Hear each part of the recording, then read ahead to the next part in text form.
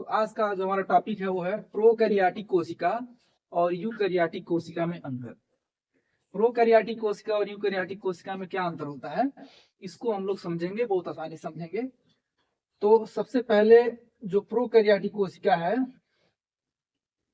और यूकैरियोटिक कोशिका है, पहले इसकी उपस्थिति देख लेते हैं कि प्रोकैरियोटिक कोशिका कहाँ पाया जाता है और यूकैरियोटिक कोशिका कहाँ पाया जाता है।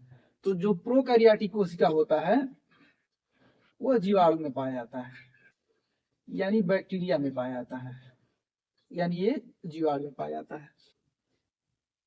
जो यूकैरियोटिक कोशिका होता है ये पाया जाता है पौधों में व जंतुओं में।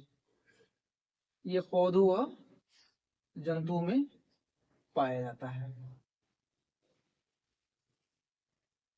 ये पहला अंतर आपका हो गया कि प्रोकैरियोटिक कोशिका कहाँ पाया जाता है, तो ये पाया जाता है जीवाणुओं में, और यूकैरियोटिक कोशिका कहाँ पाया जाता है, तो ये पौधों में भी पाया जाता है और जंतुओं में पाया जाता है।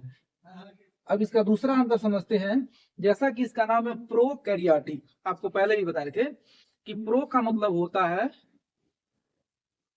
नॉट डेवलप, मतलब वेल डेवलपमेंट न हो उसका, और कैरियोटिक जो होता है, कैरियोटिक का मतलब होता है कैरियन, कैरियन मतलब होता है केंद्रक।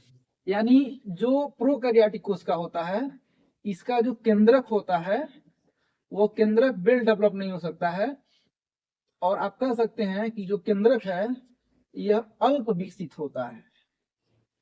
अल्प विकसित, यह क्वेश्चन पूछा जाता है कि अल्प विकसित केंद्रक किसमें पाया जाता है, तो आप बता देंगे कि अल्प विकसित केंद्रक जो होता है वो प्रोकैरियोटिक कोशिका में पाया जाता है।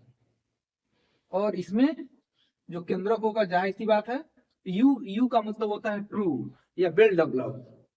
तो जो यूकैरियोटिक कोशिका होता है, इस यूकैरियोटिक कोशिका में जो केंद्रक होता है यह केंद्रक होता है पूर्ण विकसित, उसमें अल्प विकसित होता है और ये होता है पूर्ण विकसित, यानी इसमें पूर्ण विकसित केंद्रक पाया जाता है।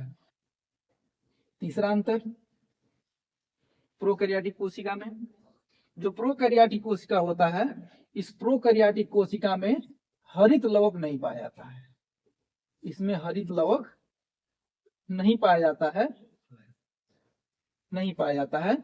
जबकि जो यूकैरियोटिक कोशिका होता है इस यूकैरियोटिक कोशिका में हरित लवक पाया जाता है, इसमें हरित लवक पाया जाता है, इसमें हरित लवक पाया जाता है। ये तीन अंतर हो गया, इसमें हरित लवक नहीं पाया जाता है और इसमें हरित लवक पाया जाता है।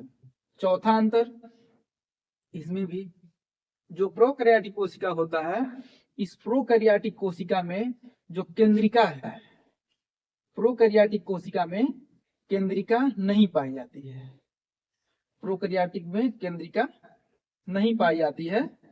जबकि जो यूकैरियोटिक कोशिका होता है इस यूकैरियोटिक कोशिका में केंद्रिका पाई जाती है, यानी इसमें केंद्रिका पाई जाती है, इसमें केंद्रिका पाई जाती है। यानी प्रोकैरियोटिक कोशिका में केंद्रिका नहीं पाई जाती है और यूकैरियोटिक कोशिका में केंद्रिका पाई जाती है। अब जो पांचवा है और महत्वपूर्ण अंतर है इसमें, जो प्रोकैरियोटिक कोशिका होता है इस प्रोकैरियोटिक कोशिका में जो श्वसन की क्रिया होती है वह श्वसन की क्रिया होती है, बहुत महत्वपूर्ण है, मीसोसोम द्वारा। मीसोसोम द्वारा, वेरी वेरी इंपॉर्टेंट, ये बहुत ही इंपॉर्टेंट है। पूछा जाता है प्रोकैरियोटिक कोशिका में श्वसन किस अंग के द्वारा होता है, तो उस अंग का नाम है मीसोसोम। यानी प्रोकैरियोटिक कोशिका में जो श्वसन होता है वह मीसोसोम के द्वारा होता है, जबकि यूकैरियोटिक में जो श्वसन होता है ये श्वसन होता है माइटोकॉन्ड्रिया के द्वारा, माइटोकॉन्ड्रिया के द्वारा होता है। इसमें श्वसन क्रिया जो होता है वह होता है माइटोकॉन्ड्रिया के द्वारा।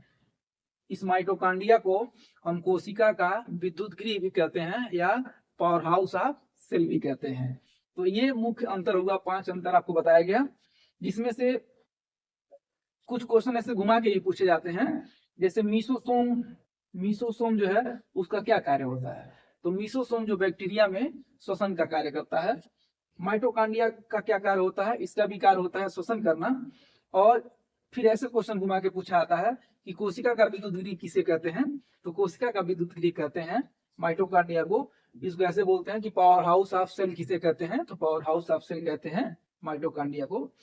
तो इस प्रकार ये प्रोकैरियोटिक कोशिका यूकैरियोटिक कोशिका में कुछ अंतर हुआ, जिसको मैंने बहुत आसानी से आपको बताने का प्रयास किया है, और मुझे विश्वास है कि आपको जरूर समझ में आ जाएगा। फिर भी किसी को कोई क्वेरी है, किसी को कोई दिक्कत है, किसी को कोई प्रॉब्लम है, समस्या है, तो आप कमेंट सेक्शन में जाके उसके जब आप अपनी बातों को रख सकते हैं और इसके अंतर को आप समझ सकते हैं।